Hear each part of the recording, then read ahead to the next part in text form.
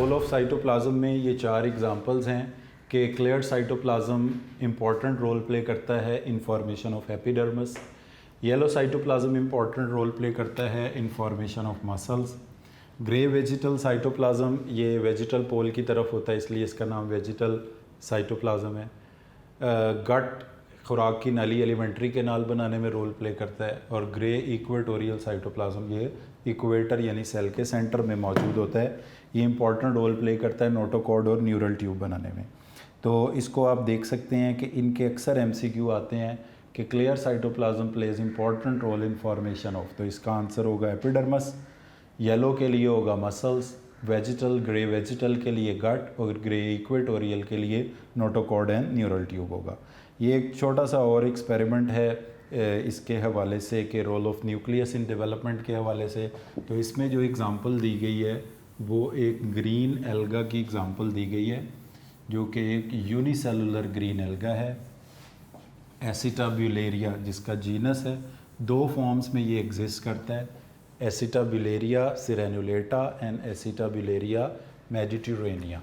अब इसमें अगर हम इसको ड्रॉ करते हैं तो इसमें आप देखें इसके 3 पार्ट्स हैं, एक इसका कैप है, एक इसका स्टाइप है, और एक इसका पार्ट जो अंडरग्राउंड होता है राइजोइड।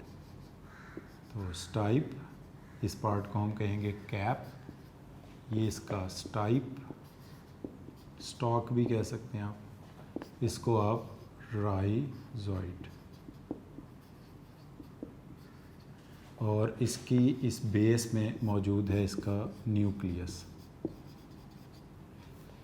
एक और फॉर्म इसकी है सेम उसी तरह, उसमें भी स्टाइप है और ये इसका कैप है। यहाँ पर आप देख सकते हैं कि कैप की शेप है रेगुलर, और यहाँ पर जो कैप है इसकी शेप है इर्रेगुलर, और ये इसकी उसी तरह स्टाइप या स्टॉक है, और ये इसका राइजोइड है। तो ये इसका न्यूक्लियस है। अब डियर स्टूडेंट, जिस इस जॉइंट एल्गा को हम नाम देते हैं एसिटाब्यूलेरिया, एसिटाब्यूलेरिया मेडिटेरेनिया में रेगुलर शेप का कैप होता है। एसिटाब्यूलेरिया, ए से मुराद है एसिटाब्यूलेरिया मेडिटेरेनिया, और ये होगा एसिटाब्यूलेरिया सिरेनुलेटा। एसिटाब्यूलेरिया सिरेनुलेटा का इर्रेगुलर शेप का कैप है और एसिटाब्यूलेरिया मेडिटेरेनिया का रेगुलर शेप का कैप है। अब इसमें किया ये गया कि इनका जो राइजोइड वाला पोर्शन था वो लेकर, जिसमें न्यूक्लियस भी मौजूद है, इसके ऊपर स्टाइप जो है वो एसिटाब्यूलेरिया सिरेनुलेटा का यहाँ पर ग्राफ्ट कर दिया गया। अब इसमें इस तस्वीर में जो स्टाइप मौजूद है वो है एसिटाब्यूलेरिया मेडिटेरेनिया का, और जो राइजोइड मौजूद है वो मौजूद है एसिटाब्यूलेरिया मेडिटेरेनिया का रेगुलर शेप वाले कैप का। इसका हम कलर चेंज कर देते हैं। ये जो ब्लू कलर वाला पार्ट है ये रिप्रेजेंट कर रहा है एसिटाब्यूलेरिया मेडिटेरेनिया को, रेगुलर शेप को, और ये स्टाइप हमने लिया है एसिटाब्यूलेरिया सिरेनुलेटा। अब अगर इसको ग्राफ्ट कर दिया, अगर कैप बनाने की इंफॉर्मेशन साइटोप्लाज्म में होती तो कैप बनाने की इंफॉर्मेशन अगर साइटोप्लाज्म में होती तो इसका कैप डेवलप होना चाहिए था इर्रेगुलर, और अगर न्यूक्लियस में होगी तो रेगुलर। तो हमने देखा कि इसका कैप डेवलप हुआ रेगुलर शेप का। और इसी तरह जब इस एक्सपेरिमेंट को एसिटाब्यूलेरिया सिरेनुलेटा पे परफॉर्म किया गया, इसका राइजोइड लेकर इसके ऊपर जो ग्राफ्ट किया गया पीस वो स्टाइप लिया गया फ्रॉम एसिटाब्यूलेरिया मेडिटेरेनिया, तो इस पे इसी तरह इर्रेगुलर शेप का कैप इसके ऊपर डेवलप हुआ। तो हैमरलिंग ने डियर स्टूडेंट ये एक एक्सपेरिमेंट किया। हैमरलिंग ने अपने एक्सपेरिमेंट से प्रूव किया कि दो तरह का ये ग्रीन एल्गा है जिसका नाम है Acetabularia mediterranea with regular, Acetabularia crenulata with irregular shape of the cap. अगर बेस लिया जाए एसिटाब्यूलेरिया मेडिटेरेनिया का और इसके ऊपर स्टाइप ग्राफ्ट किया जाए एसिटाब्यूलेरिया सेरेनुलेटा का, तो कैप जो रीजनरेट होगा वो रेगुलर शेप का होगा। इसका मतलब है कि कैप बनाने की इंफॉर्मेशन न्यूक्लियस में है। सिमिलरली अगर बेस ऑफ दी एसिटाब्यूलेरिया सेरेनुलेटा के ऊपर स्टाइप जो है वो ग्राफ्ट किया गया इर्रेगुलर शेप मेडिटेरेनिया का, फिर भी जो कैप था वो नॉर्मल शेप में डेवलप हुआ। तो इससे ये बात कंक्लूड हुई। इसको अगर हम थोड़ा इस तस्वीर को आगे बना लें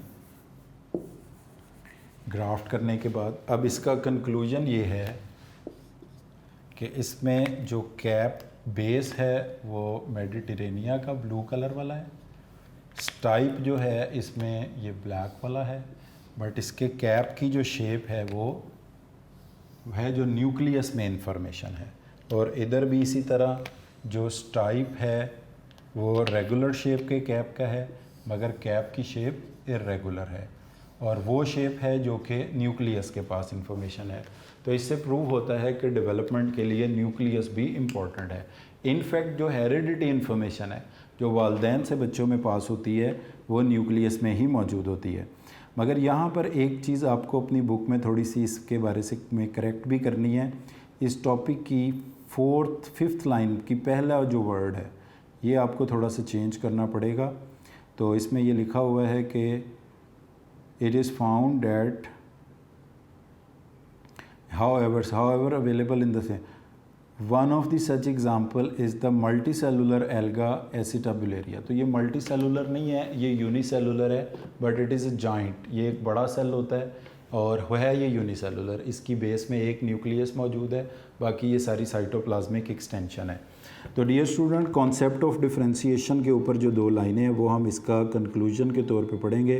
from all this experiment it was concluded that both the genes and cytoplasm play important role in development. Nucleus contain all the genes which determine the characteristics of individual, while cytoplasm play the selection of genes। यानी cytoplasm का role जो है वो jeans के active inactive रखने में selection में है, और जो हेरिडिटी इन्फॉर्मेशन के कोई ऑर्गेनिज्म किस तरह का डेवलप होगा वो सारी की सारी इन्फॉर्मेशन न्यूक्लियस में मौजूद है।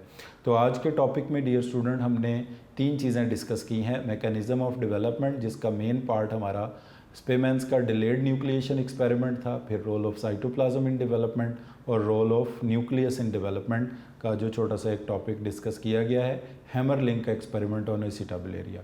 तो आज के टॉपिक को डियर स्टूडेंट हम इधर ही वाइंड अप करते हैं। Thank you very much for today.